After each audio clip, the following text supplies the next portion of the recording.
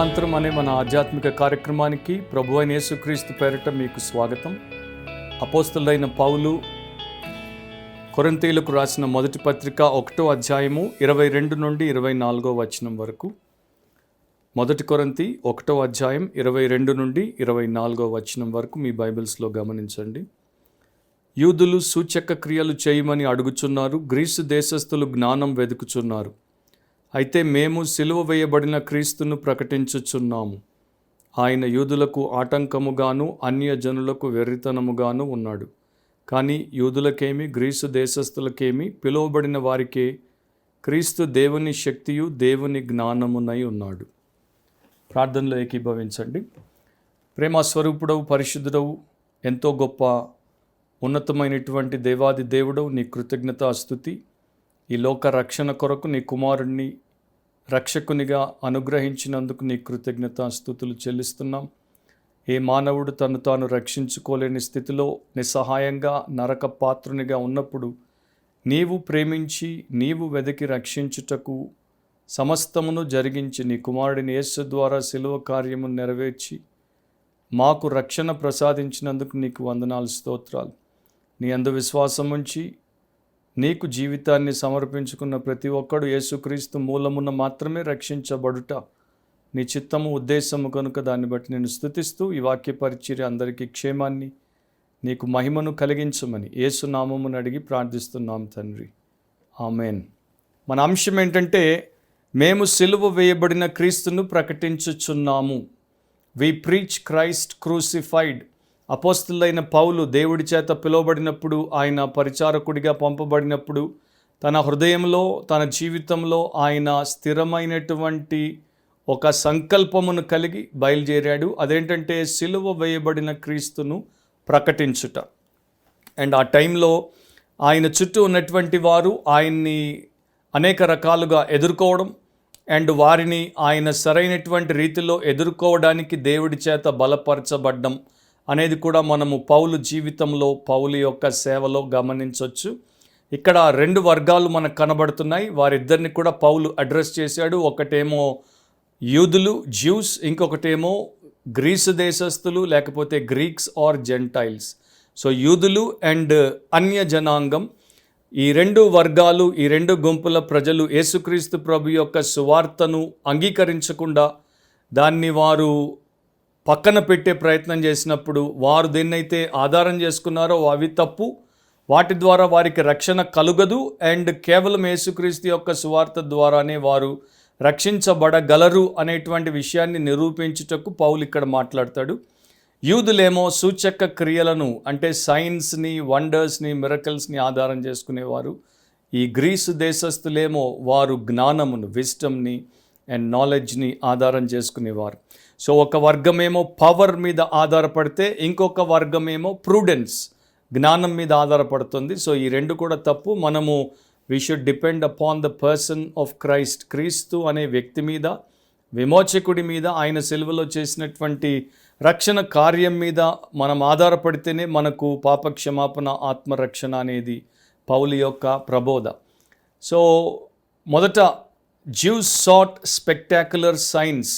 యూదులకు అసాధారణమైనటువంటి సూచక క్రియలు కావాలి, వాటిని వారు కోరుకున్నారు.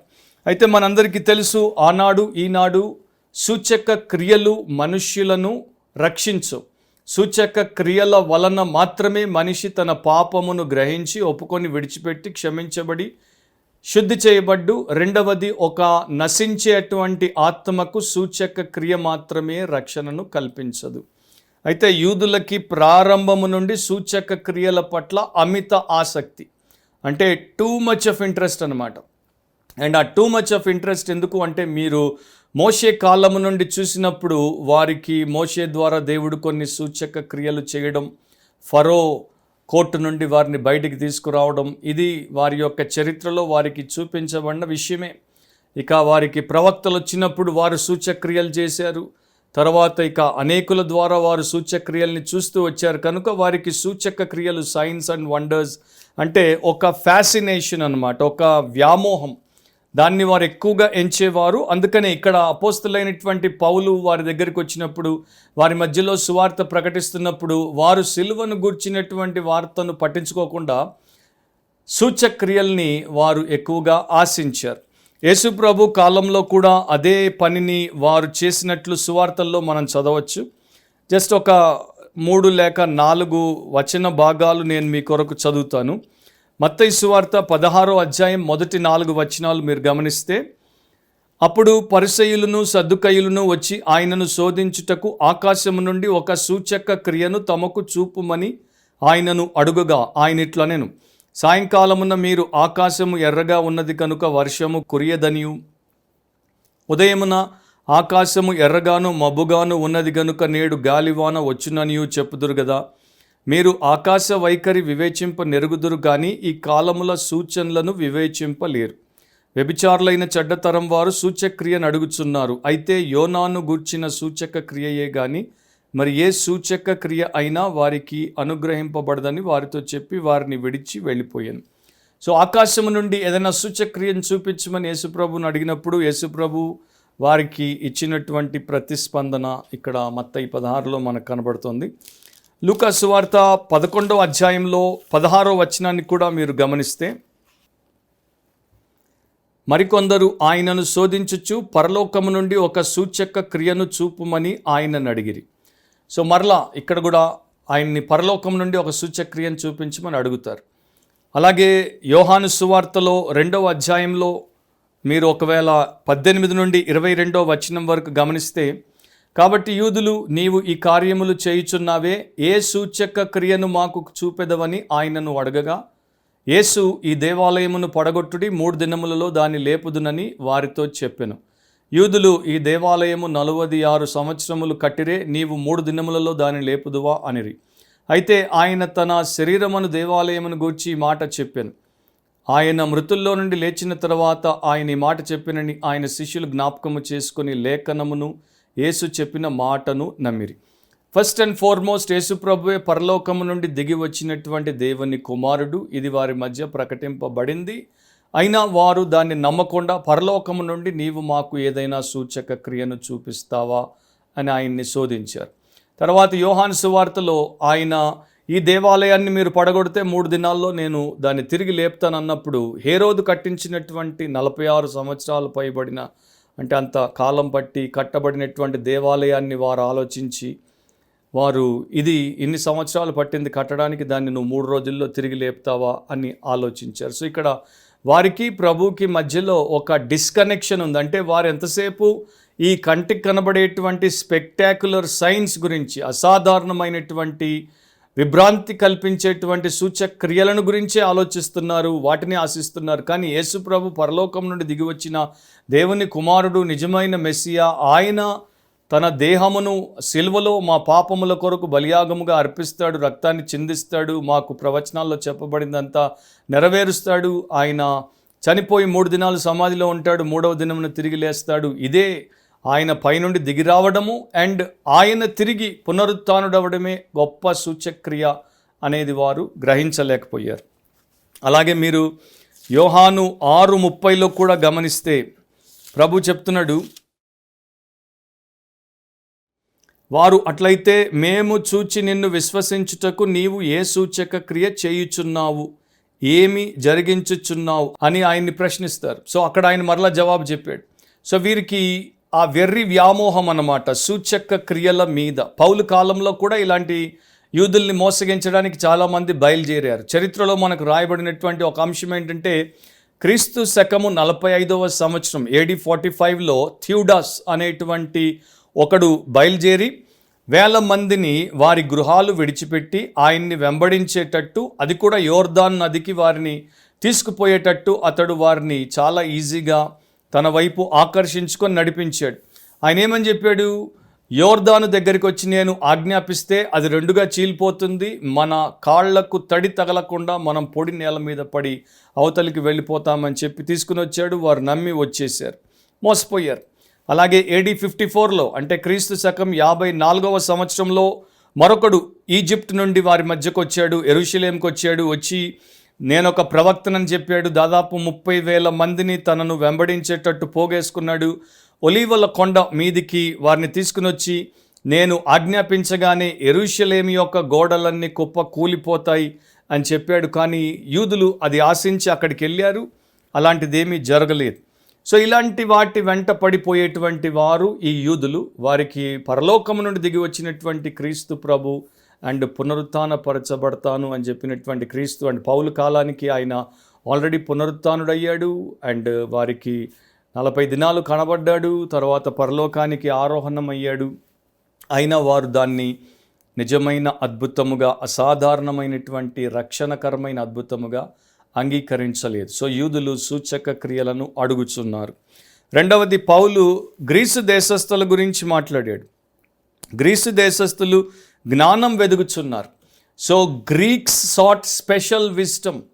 గ్రీకులకి ప్రత్యేకమైనటువంటి జ్ఞానం, వారి మధ్యలో ఆల్రెడీ ఉన్నటువంటి జ్ఞానం కాకుండా ఇంకా నూతనమైన కొత్తది ఏదైనా ఉంటే అది వారికి కావాలి. గ్రీసు దేశం అంతా కూడా జ్ఞానానికి, లేకపోతే లోక సంబంధమైనటువంటి జ్ఞానానికి, వేదాంతానికి, తత్వశాస్త్రానికి, తర్కానికి, వీటన్నిటికీ ఒక పుట్టినిల్లు వంటిది, ఒక మూల కేంద్రం వంటిది. ప్రపంచంలో ఉన్నటువంటి ఫిలాసఫర్స్లో అత్యధికులు గ్రీస్కి సంబంధించిన వారే. సోక్రటీస్ కావచ్చు, ప్లాటో కావచ్చు, అరిస్టాటిల్, జేనో, ఎపిక్యూరస్, ఇలా అనేకులు అక్కడి నుండి వచ్చినటువంటి వారే. సో అక్కడ ఉన్నటువంటి వారికి ఉదయం లేచినప్పటి నుండి సాయంత్రం వరకు, పొద్దుపోయేంత వరకు కూడా వారికి దిక్కు తోచాలి అంటే వారికి ఏదో ఒక కొత్త విషయం ఎవరో ఒకరు చెప్తుంటే వినాల్సింది, తెలుసుకోవాల్సింది. వారికి జ్ఞాన ప్రేమ, లేకపోతే లవ్ ఫర్ విజ్డమ్ అంటారు. సోఫియా అంటే లవ్ ఫర్ విజ్డమ్, జ్ఞానం పట్ల ప్రీతి, ప్రేమ చాలా అధికముగా ఉంటుంది. సో వారు ఎక్కువ శాతం దానికే తమ సమయాన్ని, సామర్థ్యాన్ని, సొమ్మును కేటాయిస్తూ ఉంటారు. అపోస్తలుల కార్యములు 17వ అధ్యాయం 21వ వచనంలో ఏథెన్స్ వారందరూ, ఏథెన్స్ గ్రీస్కి రాజధాని, అక్కడ నివసించు పరదేశులను ఏదో ఒక క్రొత్త సంగతి చెప్పుటయందును వినుటయందును మాత్రమే తమ కాలము గడుపుచుండు వారు.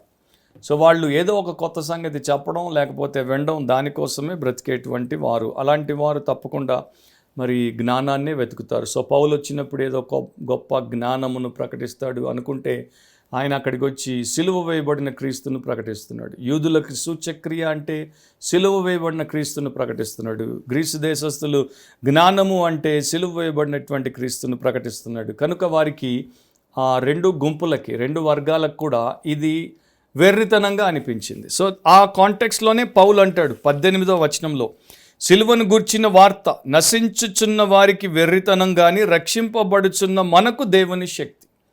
సో ఈ రెండు వర్గాలు ఆ రోజుల్లోనే కాదు, ఈ రోజుల్లో కూడా ఉన్నాయి. నిజం చెప్పాలంటే ఎవ్రీ జనరేషన్లో ఈ 2 కేటగిరీస్ ఆఫ్ పీపుల్ ప్రపంచవ్యాప్తంగా కనబడతారు. కొంతమంది సైన్స్ అండ్ వండర్స్కే చాలా ప్రాముఖ్యతనిస్తారు. అంటే సూచక క్రియలకు, అద్భుతాలకే విస్తృతమైనటువంటి ప్రాముఖ్యతనిస్తారు. దేవుడి వాక్యానికి విలువనివ్వరు. యేసు ప్రభు సిలువను గుర్చినటువంటి వార్తను పట్టించుకోరు, వినదలుచుకోరు. కానీ సూచక్రియలు, అద్భుతాలు వారికి ఎక్కడైనా జరుగుతున్నాయంటే వెంటనే వెళ్ళిపోతారు, తండోపతండాలకు వెళ్ళిపోతారు, నిండా మునిగిపోతారు. అది అప్పుడు ఇప్పుడున్న విషయమే. ఇంకా రెండవ వర్గం వారు గ్రీసు దేశస్తులు ఏంటంటే జ్ఞానం. మామూలుగా సాదా సీదాగా సువార్థికులు సువార్త చెప్తే వారికి నచ్చదు. ఎందుకంటే వారి యొక్క బుర్రకు గీకేవారు కావాలి. ఒకప్పుడు పౌలు చెప్తాడు చూడండి, వారి దురద చెవులను గీకే బోధకులను వారు స్వకీయ దురాశలకు అనుకూలంగా పోగు చేసుకుంటారు. సో వారికి దురద చెవులు, వీరికేమో మరి దురద బుర్రలు అన్నమాట. వీరి బుర్రల్ని గీకేటువంటి బోధకులు ఉంటే వీరికి చాలా ఇష్టం. సో అలాంటి ఒరటోరియల్ లేకపోతే ఎక్స్ట్రా ఆర్డినరీ విజ్డమ్, వాక్యంలో లేనటువంటి, ఎవరు విననటువంటి అసాధారణమైన కొత్త విషయాలు, దేవుడి యొక్క చిత్తములో లేనివి, ఆయన యొద్ద నుండి రానివి ఏవైనా చెప్తుంటే వీరికి ఆసక్తి. వీరికి రెగ్యులర్ బైబిల్ స్టడీలో ఆసక్తి ఉండదు, వీరికి రెగ్యులర్ గాస్పల్లో ఆసక్తి ఉండదు, వీరికి దేవుడి యొక్క సంకల్పం అంతట్లో ఆసక్తి ఉండదు.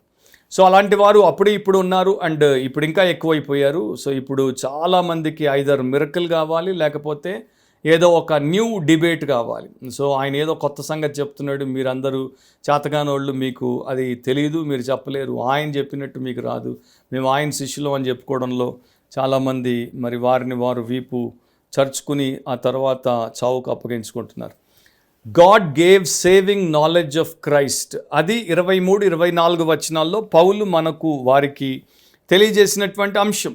అయితే మేము సిలువ వేయబడిన క్రీస్తును ప్రకటించుచున్నాం, ఆయన యూదులకు ఆటంకముగాను అన్యజనులకు వెర్రితనముగాను ఉన్నాడు, కానీ యూదులకేమి గ్రీసు దేశస్థులకేమి పిలువబడిన వారికే క్రీస్తు దేవుని శక్తియు దేవుని జ్ఞానమునై ఉన్నాడు. సో చాలా అద్భుతంగా పౌలు ఏమని చెప్తున్నాడు, ఓ యూదులారా మీకు కావలసినటువంటి దేవుని శక్తి యేసుక్రీస్తే, ఓ గ్రీకు దేశస్థులారా మీకు కావలసినటువంటి దేవుని జ్ఞానం యేసుక్రీస్తే. సో యేసుక్రీస్తులో మీరు ఆశించిన సమస్తము మీకు లభించినట్లు దేవుడు ఆయన్ని పంపించాడు. కానీ మీరు ఆయన్ని పట్టించుకోకుండా మీరు మూర్ఖులుగా వ్యర్థమైన వాటి వెంటపడి మీ జీవితాన్ని వృధాగా నాశనం చేసుకుంటున్నారు అని పౌలు అక్కడ మదన పడుతున్నాడు. సో పౌలు అందుకనే కంకణం కట్టుకున్నాడు, నేను సిలువ వేయబడిన క్రీస్తును తప్ప మీ మధ్య మరి దేనిని ఎరుగకుందును. అది 1 కొరింథీ 2 వచనంలో మనము ఆ వచనాన్ని చదవచ్చు. నేను యేసుక్రీస్తును అనగా సిలువ వేయబడిన యేసుక్రీస్తును తప్ప మరి దేనిని మీ మధ్య నెరుగకొందునని నిశ్చయించుకొంటిని. ఎందుకు? పౌలుకి వారిని మోసపుచ్చడానికి కనికట్టు ప్రదర్శనలు చేసి హైప్ క్రియేట్ చేసి వారిని దారి తప్పించాలి అనేటువంటి చెడుద్దేశం లేదు. రెండవది, వారి యొక్క బుర్రలను గీకి వారికి కావలసినటువంటి సెన్సేషనల్ థింగ్స్ విజ్డమ్ పేరు మీద వారికి చెప్పి వారి కాలం వెళ్ళబుచ్చాలి అన్నటువంటి దుష్ట కోరిక ఆలోచన ఆయనకి లేదు. ఆయనకున్న ఒకే ఒక ఆశయము, ఆయన తన్ను అర్పించుకున్నటువంటి ఒకే ఒక అంశం ఏంటంటే వీరందరూ రక్షణ పొందాలి, ఏ విధము చేతనైనను వీరు రక్షణ పొందాలి. అండ్ వీరు రక్షణ పొందాలంటే యేసుక్రీస్తు, సిలువ వేయబడిన యేసుక్రీస్తు వీరి మధ్యలో ప్రకటింపబడాలి. నమ్మిన వారికి అదే రక్షణ, ఆయనే శక్తి, ఆయనే జ్ఞానం. కనుక ఈ 1 కొరింథీ 1:31 అందుకే పౌలు రాస్తాడు, అతిశయించువాడు ప్రభునందే అతిశయింపవలనని రాయబడి ఉన్నది, నెరవేరునట్లు దేవుని మూలముగా ఆయన అంటే యేసుక్రీస్తు మనకు జ్ఞానమును నీతియు పరిశుద్ధతయు విమోచనమును ఆయను. సో ఒక మనిషికి కావాల్సిందంతా కూడా యేసుక్రీస్తులో ఉంది అనేది పౌలు ఎరిగి ప్రకటిస్తున్నాడు. ఒక ఇంగ్లీష్ రైటర్, ఆంగ్ల రచయిత తన తర్వాత రచయితలుగా మారదలిచినటువంటి వారికి ఒక సలహా ఇచ్చాడు. మీరు ఆంగ్లేయ సాహిత్య లోకంలో పైకి రావాలనుకుంటే ఒకటి తప్పకుండా గుర్తుపెట్టుకోవాలి, రాబర్ట్ లూయిస్ స్టీవెన్సన్. ఆయన మీద దృష్టి పెట్టండి, ఆయన యొక్క రచన శైలి మీద దృష్టి పెట్టండి, అప్పుడు మీరు కూడా పైకి వస్తారు. సో పౌలును మనం అడిగామనుకోండి, మేము రక్షించబడ్డమే కాకుండా మేము దేవుడి సంబంధులముగా మారాలి, మేము దేవుని సాక్షులముగా ఉండాలి, మేము దేవుని సేవ నిజముగా చెయ్యాలి, అది నిత్యత్వానికి ఫలాన్ని తేవాలి, మమ్మల్ని ఏం చేయమంటారు అని అడిగితే ఆయన ఖచ్చితంగా ఒకే ఒక లైన్ చెప్తాడు, సిలువ వేయబడిన యేసుక్రీస్తునే ప్రకటించండి. ఇంకా తప్ప మనకి ఇంకేది అవసరం లేదు. ఎందుకంటే ఆ ఓల్డ్ గాస్పలే గోల్డ్ గాస్పల్, అదే గాడ్స్ గాస్పల్. అది ఆ రోజు ఈరోజు అన్ని సమయాల్లో మనిషిని రక్షించేటువంటిది, అది మనం విడిచిపెట్టకూడదు. సో మేము ప్రకటించుచున్నాం, ఈయన ఒక అపోస్తలుడు, ఈయన ఒక సంఘ కాపరి, ఈయన ఒక ప్రసంగికుడు, ఇవాంజలిస్ట్, సువార్థికుడు. సో ఈయన ఒకే ఒక సందేశం, ఒకే ఒక మెసేజ్ ఏంటంటే we preach Christ crucified. And ఈ రోజున మన దినాల్లో మనకి కరువైనటువంటి ఒకే ఒక సందేశం ఏంటంటే ప్రీచింగ్ క్రైస్ట్ క్రూసిఫైడ్, సిలువ వేయబడిన క్రీస్తును ప్రకటించుట అనేది చాలా మట్టుకు కనుమరుగైపోయింది. ఎంతసేపు అద్భుతాలు, ఎంతసేపు కొత్త విషయాలు, జ్ఞానం పేరట బోధించడము, అలాంటి వారే ఎక్కువైపోతున్నారు, వాటి వెంటబడే వారే ఎక్కువైపోతున్నారు. ఆల్ సోల్స్ అనే చర్చ్కి రెక్టర్గా పనిచేసినటువంటి 20 ఏళ్ళు పనిచేశాడు, 1900 నుండి 1920 వరకు. ఎఫ్ఎస్ వెబ్స్టర్ ఆయన ఈ మాటలు తన ఆర్టికల్లో రాశాడు. జస్ట్ ఒక చిన్న కొటేషన్ అక్కడ నుండి చెప్తున్నాను. పాల్ ప్రీచ్డ్ క్రైస్ట్ క్రూసిఫైడ్, పౌలు సిలువ వేయబడిన క్రీస్తును ప్రకటించాడు. ద హోప్ ఆఫ్ సిన్నర్స్, పాపులకు నిరీక్షణగా. ద జాయ్ ఆఫ్ సెయింట్స్, పరిశుద్ధుల యొక్క ఆనందముగా. ద స్ట్రెంగ్త్ ఆఫ్ సఫరర్స్, శ్రమల్లో ఉన్నటువంటి వారి యొక్క బలముగా. ద స్టడీ ఆఫ్ ఏంజల్స్, దేవదూతలు పఠించే అంశముగా. ద గ్లోరీ ఆఫ్ హెవెన్, పరలోకపు మహిమగా. ద వండర్ ఆఫ్ ఇటర్నిటీ, నిత్యత్వం అంతటి ఆశ్చర్యముగా పౌలు సిలువ వేయబడిన క్రీస్తునే ప్రకటించాడు. మీరు పాతకాల భక్తులందరినీ తీసుకోండి, చరిత్రలోనికి వెళ్ళి చూడండి, అందరూ నిజమైన దైవ సేవకులు సిలువ వేయబడిన క్రీస్తునే ప్రకటించారు. అనవసరంగా అద్భుతాల గురించి ఎక్కువ మాట్లాడట కానీ, జ్ఞానం అంటే వాక్యానికి సంబంధం లేని లోక జ్ఞానం గురించి ఎక్కువ చర్చించడం కానీ వారు చేయలేదు. సింపుల్గా గాస్పుల్ చెప్పేవారు. ఈరోజున ఆ సింపుల్ గాస్పులే లేకుండా పోయింది. నా ఇక్కడ ఒక క్లారిఫికేషన్ ఇవ్వనివ్వండి. అపోస్తులైనటువంటి పౌలు అద్భుతాలకు వ్యతిరేక కాదు. అపోస్తులైన పౌలు చేసినన్ని అద్భుతాలు మరెవ్వరూ చేయలేదు. నేను మీకు 2 వచనాలు ఇక్కడే జస్ట్ చదివి మీకు వినిపిస్తాను.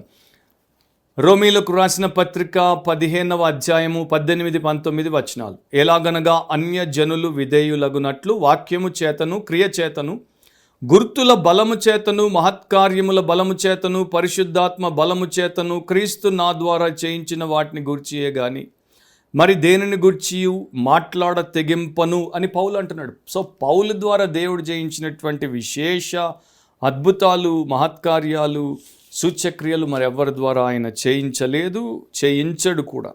సో నా ప్రియ సహోదరి సహోదరుల, అలాంటి పౌలు వాటిని చులకన చేసి మాట్లాడట్లేదు, వాటిని అవసరం లేదు అనట్లేదు. 2 కొరింథీ 12:12 కూడా చూడండి, సూచక క్రియలను అద్భుతములను మహత్కార్యములను చేయుట వలన అపోస్తలుని యొక్క చిహ్నములు పూర్ణమైన ఓరిమితో మీ మధ్యను నిజముగా కనుపరచబడిను. సో నేను అపోస్తలుని అనడానికి రుజువులుగా పౌలు ఇవి చేశాను అని చెప్తున్నాడు. సో ఆయన he's not against miracle science and wonders, he did more than all the people together. కాకపోతే ఏంటంటే ఆయన కాంట్రాస్ట్ చూపిస్తున్నాడు. అద్భుతం రక్షిస్తుందా, క్రీస్తు సిలువ కార్యం రక్షిస్తుందా? సిలువ కార్యమే రక్షిస్తుంది. పౌలు చాలా గొప్ప జ్ఞాని. ఆయన గమాలియేలు విద్యార్థి అయినప్పటికీ ఒకవేళ తర్వాత కాలంలో గమాలియేల్నే మించిపోయినటువంటి వాడు అని చెప్పడంలో కూడా సందేహం లేదు. ఆయన ఇక్కడే 1 కొరింథీ 2వ అధ్యాయం 3, 4, 5 వచనాల్లో అద్భుతమైన మాటలు రాశాడు. నేను జస్ట్ 4, 5 వచనాలు చదువుతున్నాను. మీ విశ్వాసం మనుష్యుల జ్ఞానమును ఆధారము చేసుకొనక దేవుని శక్తిని ఆధారం చేసుకొని ఉండవలనని నేను మాట్లాడినను సువార్త ప్రకటించినను జ్ఞానయుక్తమైన తీయని మాటలను వినియోగింపక పరిశుద్ధాత్మయు దేవుని శక్తియు కనుపరచు దృష్టాంతములనే వినియోగించి తిని అని చెప్తున్నాడు. సో ఆయన కంప్లీట్గా గాస్పుల్ని, సింపుల్ గాస్పుల్ని, క్రైస్ట్ క్రూసిఫైడ్ అనే గాస్పుల్ని ఆయన ప్రీచ్ చేశాడు. కనుకనే అనేకులు రక్షించబడ్డారు. ద స్కాండల్ ఆఫ్ లెంట్ అనే పుస్తకాన్ని రాబర్ట్ కైసర్ రాశాడు. దాంట్లో సిలువను ఎందుకు మనము గ్రహించాలి, దాన్ని మనం ఎందుకు పరీక్షించాలి అనే అంశం గురించి రాస్తాడు. రాసినప్పుడు ఆ సిలువను మనము దగ్గరగా చూసినప్పుడు మనకు అర్థమయ్యే మూల విషయం దేవుని ప్రేమ. దేవుని ప్రేమ ఎంత గొప్పదో మనం తెలుసుకోవాలంటే సిలువ మీద క్రీస్తు చేసిన విషయమును మనము గ్రహించాలి. సిలువ అంటే ఒక చెక్కతో రానుతో తయారు చేసినటువంటి ఒక పదార్థం కాదు. ఇక్కడ సిలువ అన్నప్పుడు సిలువ మీద యేసుక్రీస్తు చేసినటువంటి విమోచన కార్యానికి సాదృశ్యం అనే దృష్టిలో పెట్టుకోండి. జాన్ హెన్రీ జావెట్ అనే ప్యూరిటన్ భక్తుడు కూడా ఆయన యొక్క సందేశం వి ప్రీచ్ క్రైస్ట్ క్రూసిఫైడ్లో కొన్ని అద్భుతమైన మాటలు రాశాడు. జస్ట్ 4 విషయాలు నేను మీతో చెప్తాను. ఎందుకు మనము సిలువ వేయబడిన క్రీస్తుని ప్రకటించాలి? ఎందుకు అంటే మనము మానవులకున్నటువంటి సంచలనాత్మకమైనటువంటి ఆకళ్లను తీర్చుటకు పిలువబడలేదు. దేవుడు మనకిచ్చినటువంటి ఉన్నతమైన పిలుపునకు అన్యాయము చేయకుండా మనము సిలువ వేయబడిన క్రీస్తును ప్రకటించుటకే పిలువబడ్డాం. సో వీడికి ఈ సంచలనం కావాలి, వాడికి ఆ సంచలనం కావాలి. ఇప్పుడున్న వాళ్ళందరికీ 98%కి సెన్సేషనల్ థింగ్స్ కావాలి, స్పిరిచువల్ థింగ్స్ వద్దు క్రిస్టియానిటీలో. కనుక మేము సెన్సేషనల్ ప్రీచర్స్ కాదు, మేము స్పిరిచువల్ ప్రీచర్స్, సింపుల్ సేవియర్ యొక్క సువార్తను ప్రకటించే ప్రీచర్స్ అని ఆయన అప్పుడే ఆయన పుస్తకంలో రాశాడు. సో మొదట ఆయన ఇచ్చే కారణం, ఎందుకు సిలువ వేయబడిన క్రీస్తును ప్రకటించాలి? ఎందుకంటే తద్వారానే దేవుడి యొక్క పరిశుద్ధత ఎంత గొప్పదో మనము తెలుసుకుంటాం. అండ్ ప్రస్తుత మతములో, ప్రస్తుత క్రైస్తవ్యంలో దేవుడి పరిశుద్ధత ఏంటో తెలియని వారికి క్రీస్తుని గుర్చినటువంటి సిలువ ప్రకటింపబడితే, లేక సిలువ వేయబడిన క్రీస్తు ప్రకటింపబడితే అర్థమవుతుంది. కనుక రెండవది, మేము సిలువ వేయబడిన క్రీస్తుని ఎందుకు ప్రకటిస్తున్నాం? ఎందుకంటే పాపం ఎంత హేయమైందో దాని వలననే మనకు అర్థమవుతుంది. దేవుని పరిశుద్ధత ఎంత ఉన్నతమైనదో, మానవుని పాపం ఎంత హేయమైనదో, ఈ రెండు సిలువ మీద ఎలా ఎదురొచ్చాయో, ముఖాముఖిగా ఎదుర్కొన్నాయో అనేది మనం గ్రహిస్తాం. కనుక మనము సిలువ వేయబడిన క్రీస్తునే ప్రకటిస్తాము. మూడవది, సిలువ వేయబడిన క్రీస్తుని ఎందుకు ప్రకటించాలి? ఎందుకంటే అక్కడ ఇలాంటి మరి పాపాత్ముడైనటువంటి మానవుడిని పరిశుద్ధుడైనటువంటి దేవుడు నాశనము చేయకుండా తన కృపను బట్టి క్షమించి రక్షిస్తున్నాడు. సో కృప అనే ఆ గొప్ప మహత్తరమైనటువంటి విషయంలో ఉన్న మహత్యం ఏంటో మనకి అర్థమవుతుంది. నాలుగవది, వి ప్రీచ్ క్రైస్ట్ క్రూసిఫైడ్. ఎందుకంటే తద్వారానే మనకు ఆధ్యాత్మిక అండ్ నైతిక ఆరోగ్యం అనేది కలుగుతుంది. మనము రక్షించబడి నూతన సృష్టిగా మారినప్పుడు మనకి నీతి అండ్ ఈ ఆత్మీయత అనేవి రెండు లభిస్తాయి. సో ఇప్పుడు మనకు కావాల్సింది ఎథికల్ రివైవల్స్ కాదు, అంటే ఉట్టి నీతి సూక్తులతో వచ్చేటువంటి ఉజ్జీవాలు కావు. మనకి ఇవాంజలికల్ రివైవల్స్ కావాలి, సౌవార్థీకరణ ద్వారా వచ్చే ఉజ్జీవం. అంటే ఒక మనిషి నిజంగా నూతన సృష్టిగా మారి నవీన స్వభావముతో సువార్తకు అనుగుణంగా బ్రతికే పరిస్థితిని కలిగి ఉండాలి. End of quote. అది జాన్ హెన్రీ జోవెట్ తన పుస్తకంలో దీని విషయమై రాశాడు. సో ఇది దేవుని వాక్యంలో ఉన్నటువంటి గొప్ప విషయం కనుకనే పౌలు నిర్మోహమాటంగా నిస్సందేహంగా మేము సిలువ వేయబడిన క్రీస్తునే ప్రకటించుచున్నాం అంటాడు. ఈ స్టాన్లీ జోన్స్ అన్నాడు, the cross was the new power that was to Sheikh the world and redeem it. సిలువ అనేది లోకమును కుదిపేసి దాన్ని రక్షించుటకు, విడిపించుటకు క్రొత్త శక్తిగా వచ్చింది కనుక అన్నిటికన్నా మహత్తరమైన శక్తి దేవుడి శక్తి అదే కనుక ఇక వేరే వాటి గురించి మనం ఆలోచించాల్సిన అవసరమే లేదు. అలాగే చాలా సంవత్సరాల క్రితం డాక్టర్ లైమన్ అబాట్ అనే ఒక న్యూయార్క్లో బ్రూక్లిన్లో ఉన్నటువంటి ఒక ప్రముఖ సంఘ కాపరి, ఆయన సామాజిక కార్యవేత్తగా లేకపోతే కార్యకర్తగా పేరుగాంచాడు, సోషల్ రిఫార్మర్గా. సో ఆ రోజుల్లో ఆయన దేవుడి వాక్యం కన్నా సువార్త కన్నా ఎక్కువగా వీటికి ప్రాముఖ్యతనిచ్చేవాడు. కానీ ఒక రోజున ఆ సంఘానికి రాజీనామా చేశాడు. రాజీనామా లెటర్లో ఈ మాటలు రాశాడు, ఓ నా ప్రియ తోటి క్రైస్తవ విశ్వాసులారా, మొన్నటిదాకా నేను సోషల్ రిఫార్ము, ఫిలాంథ్రఫీ అనేవి మనుష్యులను బాగు చేస్తాయని విస్తృతంగా వాటి కొరకు పనిచేశాను. కానీ ఈరోజు నాకు అర్థమైపోయింది, మనిషిని పూర్తిగా బాగు చేయగలిగినటువంటి ఏకైక శక్తి యేసు క్రీస్తు ప్రభు మాత్రమే.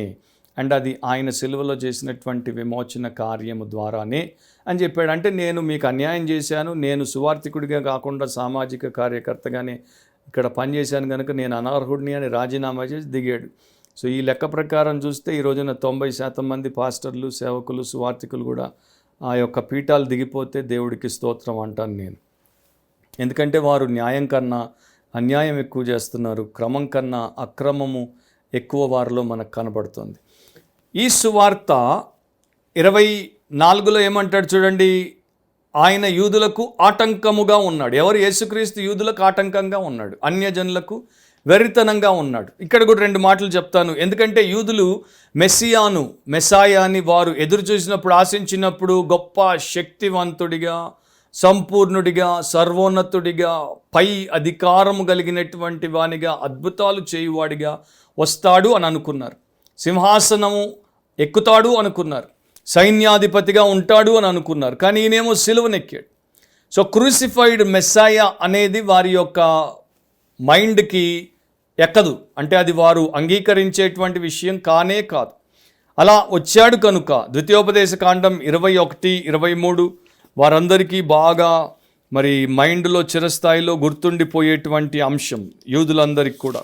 ఇక్కడ ఏమని రాయబడి ఉంది? ద్వితీయోపదేశ కాండం 21వ అధ్యాయం 23వ వచనం, అతని శవము రాత్రివేళ ఆ మ్రాను మీద నిలువకూడదు, వ్రేలాడదీయబడిన వాడు దేవునికి శాపగ్రస్తుడు కనుక అని రాయబడింది. సో మ్రాను మీద వ్రేలాడదీయబడిన వాడు దేవుడికి శాపగ్రస్తుడు. మరి ఈయన సిలువ వేయబడ్డాడు అంటే ఈయన శాపగ్రస్తుడు. ఈయన దేవుడి మెస్సియా ఎట్లా అవుతాడు? ఈయన దేవుని శక్తిమంతుడు ఎట్లా అవుతాడు? ఈయన దేవుని ఎదుట శాపగ్రస్తుడు కనుక ఈయనను మేము అంగీకరించాం. అందుకని యేసు వారికి ఆటంకం అంటే అది గ్రీకులో స్టంబ్లింగ్ బ్లాక్ అని, ఇంగ్లీష్లో గ్రీకులో స్కాండలాన్ అనే దాంట్లో నుండే మనకి ఇంగ్లీష్లో స్కాండల్ అని వచ్చింది. స్కాండల్ అంటే తెలుసు కదా, ఫలానా స్కాండల్స్ అయ్యాయి, వీళ్ళు ఇట్లా చేశారు, వాళ్ళు ఇట్లా చేశారని మాట్లాడుకుంటూ ఉంటుంది లోకం. సో యేసుక్రీస్తు వారికి ఒక స్కాండల్ అనమాట. అబ్బో ఈయన మాకు మెస్సియా ఎట్లా అవుతాడు? సో ఈయన అవ్వడు. ఎందుకంటే ఒక సిలువ వేయబడినటువంటి వ్యక్తి అవమానకరమైన, బలహీనమైన, విఫలమైన, నష్టపోయిన, శాపగ్రాహిగా ఉన్నటువంటి స్థితిలో ఉన్నాడు. అతడు దేవుని మెస్సియా అవ్వలేడు. జస్టిన్ మార్టిర్ అనే ఒక సంఘ పితరుడు 2వ శతాబ్దంలో అంటే 2nd century ADలో ట్రైఫో అనే ఒక రాబైతో ఆయన యేసుక్రీస్తే మెస్సియా అని చెప్పి వాదిస్తున్నాడు. దానియేలు గ్రంథం 7వ అధ్యాయంలో మనుష్య కుమారుడి గురించి ఆయన మాట్లాడుతూ ఈయన యేసుక్రీస్తే అంటే ఆ రాబై ట్రైఫో ఏమన్నాడో వినండి. ఆయన అన్నాడు, సార్ అయ్యా, మరి ఇలాంటి దానియేలు 7లో ఉన్నటువంటి పాఠ్య భాగాలు లేఖనాల్లో ఏవైతే రాయబడ్డాయో ఇవన్నీ కూడా మాకు తెలియజేసేటువంటి విషయం ఏంటంటే, మేము ఎదురుచూసి కనిపెట్టేటువంటి ఆ మెస్సియా ఒక మహిమ కలిగినటువంటి, గొప్ప శక్తి కలిగినటువంటి, దేవుని యొక్క నిత్య రాజ్యాన్ని స్థాపించేటువంటి మనుష్య కుమారుడిగా వస్తాడు. మీ క్రీస్తు అసలు మర్యాద లేకుండా, ఘనత లేకుండా, గౌరవం లేకుండా, మహిమ లేకుండా ఆ శిలువ మీద దేవుడి చేత శపింపబడి చచ్చినటువంటి వాడిగా ఉన్నాడు. ఆయన మాకు మెస్సియా ఎట్లా అవుతాడు అని కొట్టిపారేశాడు. సో అది యూదులకు ఉన్నటువంటి సమస్య, వారికి చాలా పెద్ద సమస్య. కానీ దేవుడికి స్తోత్రం, అలాంటి యూదుల్ని కూడా ఆయన రక్షించాడు అండ్ ఇంకా రక్షిస్తూనే ఉన్నాడు. ఇక గ్రీకులకు వారి సంగతి చూస్తే అక్కడ అన్యజనులు అన్నాడు. అన్యజనులు అంటే గ్రీకులు, గ్రీకులు అంటే అన్యజనులు. వారికి ఈయన యేసుక్రీస్తు వెర్రితనముగా ఉన్నాడు. ఎందుకంటే వారు అనుకునేవారు దేవుడు అనేటువంటి వాడు వారి యొక్క విషయాల్లో జోక్యం చేసుకోడు, అనాసక్తిపరుడు, అండ్ దేవుడు బలము జ్ఞానము కలిగినటువంటి వాడు కనుక ఇలా బలహీనుడిగా మరి చంపబడేటువంటి స్థితిలో ఉండడు. అందుకని ఈయన వారికి వెర్రితనముగా ఉన్నాడు, ఫూలిష్నెస్గా ఉన్నాడు. సో 2 వర్గాలకి ఈయన ఆటంకముగా, వెర్రితనంగా ఉన్నప్పుడు పౌలు భక్తుడు వారి మధ్యలోనే సిలువ వేయబడిన క్రీస్తును ప్రకటించాడు. అంటే పాల్ అందుకే అంటాను, పీపుల్ ప్లీజర్ కాదు, మనుషుల్ని సంతోషపెట్టేవాడు కాదు. ఈయనేమనుకున్నా, ఆయన ఏమనుకున్నా నాకు అనవసరం. దేవుడు నాకు ఏమి ఆజ్ఞ ఇచ్చాడో దాన్ని నేను ప్రకటిస్తాను. ఎందుకు అలా ప్రకటించాడు దానికి కారణం కూడా పౌలు చెప్తాడు. యూదులకేమి, గ్రీసు దేశస్థులకేమి, పిలువబడిన వారికే క్రీస్తు దేవుని శక్తియును జ్ఞానమునై ఉన్నాడు. అంటే ఎవరినైతే దేవుడు పిలుస్తాడో ఆ 26వ వచనం నుండి దేవుడు ఎలాంటి వారిని పిలిచాడో దాని గురించి కూడా పౌలు రాశాడు, మీరు చదవచ్చు. ఆ పిలువబడినటువంటి వారు యూదుల్లో నుండి పిలువబడిన, లేకపోతే గ్రీకు దేశస్థులు అన్యుల్లో నుండి పిలువబడిన వారికే యేసుక్రీస్తు శక్తి అండ్ యేసుక్రీస్తు జ్ఞానం 2 కూడా దేవుని శక్తి, దేవుని జ్ఞానముగా అనుగ్రహించబడతాడు. లండన్లో ఒక నడి రోడ్డు మధ్యలో, అంటే ఆ క్రాస్ రోడ్స్ దగ్గర ఒక సిలువ వారు ఎప్పుడో పెట్టారు. దాన్ని ద చారింగ్ క్రాస్ అంటారు. తర్వాత రాను దాన్ని క్రాస్ అనడం మొదలుపెట్టారు. సో అది 4 దిక్కుల నుండి మనుషులు వచ్చినప్పుడు వారికి ఎటువైపు పోతే ఏ ప్రాంతానికి చేరుకుంటారో చెప్పేటువంటి ఒక దిక్సూచి వంటిది అండ్ చాలా ప్రామినెంట్ క్రాస్గా అది గుర్తింపబడింది. ఒక సమయంలో ఒక పిల్లవాడు దారి తప్పిపోయాడు, అతన్ని ఎవరో వెతికి పట్టుకున్నప్పుడు పోలీస్ స్టేషన్కి తీసుకుని వచ్చినప్పుడు ఆ పిల్లవాడు ఏమన్నాడు తెలుసా, take me to the cross and I can find my home. నన్ను ఆ సిలువ దగ్గరికి తీసుకెళ్ళండి, ఆ నడిబొడ్డునున్న సిలువ దగ్గరికి తీసుకెళ్ళండి, అప్పుడు నేను నా ఇంటికి వెళ్ళిపోతాను. సో మనమందరం కూడా పరలోకంలో దేవుని యొక్క ఇంటికి వెళ్ళాలి, నిత్యరాజ్యానికి వెళ్ళాలి, వారసత్వం పొందుకోవాలి, నిత్య జీవానికి మనము ప్రాప్తి కలిగి ఉండాలి అంటే ఒకటి మార్గం. అద్భుతాలు కావు, జ్ఞానం కాదు, అది దేవుడి యొక్క కుమారుడు, మన రక్షకుడైనటువంటి యేసుక్రీస్తు యొక్క సిలువ కార్యం. ఆయనను అందుకనే మనము ప్రకటించాలి. ఈ సీజన్ ఈ 30 రోజులు, 40 రోజులు, 10 రోజులు, లేకపోతే 3 రోజులు కాదు, 1 రోజు కాదు, సంవత్సరం అంతా 365 రోజులు సిలువ వేయబడిన క్రీస్తును ప్రకటించాలి. ఆయన సిలువ వేయబడ్డాడు, ఆయన చనిపోయాడు, ఆయన సమాధి చేయబడ్డాడు, ఆయన తిరిగి లేపబడ్డాడు, పునరుత్థానుడు అయ్యాడు. సో ఆయన సిలువ వేయబడ్డాడు కనుకనే, ఆయన రక్తాన్ని చిందించి చనిపోయి సమాధి చేయబడ్డాడు కనుకనే ఆయన పునరుత్థానుడయ్యాడు. ఆయన రక్షణ కార్యాన్ని సంపూర్ణం చేశాడు కనుకనే ఆయన ప్రకటింపబడితే అందరికీ రక్షణ, ఆయన ప్రకటింపబడితే అందరికీ రూపాంతరం. అలా దేవుడికి మహిమ, మనుషులకు మేలు. సో మీరు ఆ సిలువ వేయబడిన క్రీస్తుని విశ్వసించి రక్షింపబడిన వారి జాబితాలో ఉందురుగాక. అండ్ మీరు ఆయన ద్వారానే రూపాంతరపరచబడుతున్న వారి జాబితాలో కూడా చేర్చబడుదురుగాక. ఆమేన్. ప్రార్థనలో ఏకీభవించండి. పరిశుద్ధుడవు అండ్ ప్రేమాస్వరూపుడవైన మా దేవా, మరొకసారి నీ పాదములకు కృతజ్ఞతాస్తుతులు చెల్లిస్తున్నాను. మేము అందరం కూడా సిలువ వేయబడినటువంటి క్రీస్తునే ప్రకటించుటకు ఆయన్ని మేము మా యొక్క ప్రభువుగా రక్షకుడిగా అంగీకరించి ఆ తరువాత పునరుత్థానపరచబడినటువంటి మా ప్రభువుని ఆరాధించి ఆయన్ని మేము అనుసరించి ఆయన్ని అనేకులకు ప్రకటించే వారముగా ఉండుటకు సహాయము చేయమని, మేము ప్రతి విషయంలో నీ వాక్యానికి కట్టుబడి నీ చిత్తంలో మేము అభివృద్ధి పరచబడుట కృపదు చూపించమని, మమ్మను మా కుటుంబములను సంఘములన్నింటినీ మీ ఎదుట పెట్టి మీ వాక్యం ప్రకారం పోషించి ఫలింప చేయమని యేసు పరిశుద్ధ నామమును అడిగి ప్రార్థిస్తున్నాం తండ్రి, ఆమెన్. మన ప్రభు రక్షకుడైన యేసుక్రీస్తు యొక్క కృప, తండ్రి అయిన దేవుని యొక్క అపారమైన ప్రేమ, పరిశుద్ధాత్ముని యొక్క శక్తిగల సహవాసం ఇప్పుడు ఎల్లప్పుడూ సదాకాలము క్రీస్తునందున్న ప్రతి ఒక్కరికి కలిగి ఉండునుగాక. ఆమెన్.